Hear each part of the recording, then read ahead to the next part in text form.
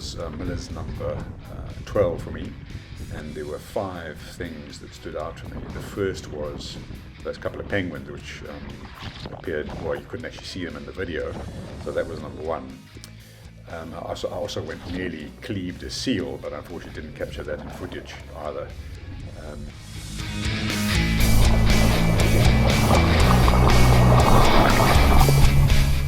Memorable issue number 2 is coming up right here, which is a remount.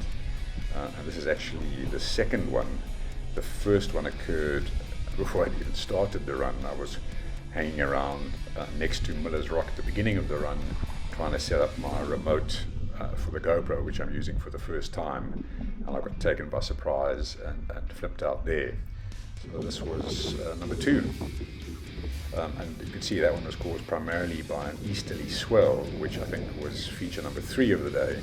The easterly swell was continually pushing me left. I tried to go right of the lighthouse repeatedly, but just couldn't make it. You'll see a bit later that I had to veer left of the lighthouse for fear of going right into it.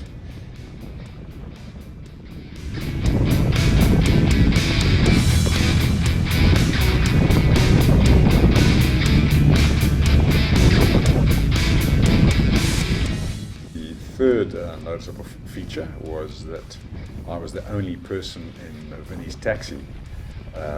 Believe it or not, he had sent out a message early in the morning that it was cancelled because a couple of guys had pulled out. I hadn't got that message. I was using a different phone for safe tracks. But Vinny very kindly offered to take me out all on my own. So thanks so much, Vinny, we really appreciate the service you offer to us guys, and particularly in this case where you took me on my own, where your normal minimum is 4, so thanks, Vinny, much appreciated.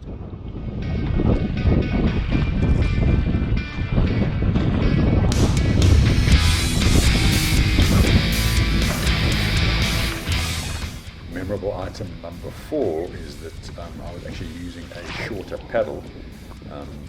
This paddle is a 213, whereas I discovered that I've been using a paddle that was too long, a 216.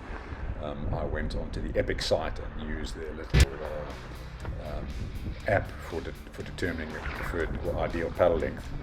I bought this paddle new relatively recently, and I'd completely forgotten what my original paddle length should have been. And it certainly made a difference. I was able to accelerate significantly better than I normally do. If you look carefully, you'll notice that I haven't got a very good technique at all. I don't paddle with straight arms. I'm self-taught, so difficult to unlearn. And I also don't raise my left arm very high. That's because of a shoulder injury, but such is life.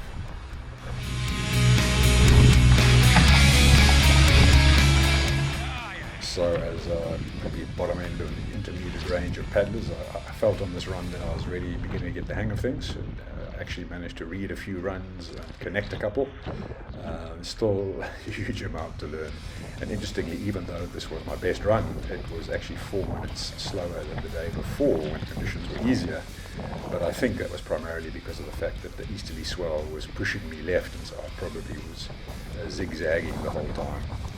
But great run anyway.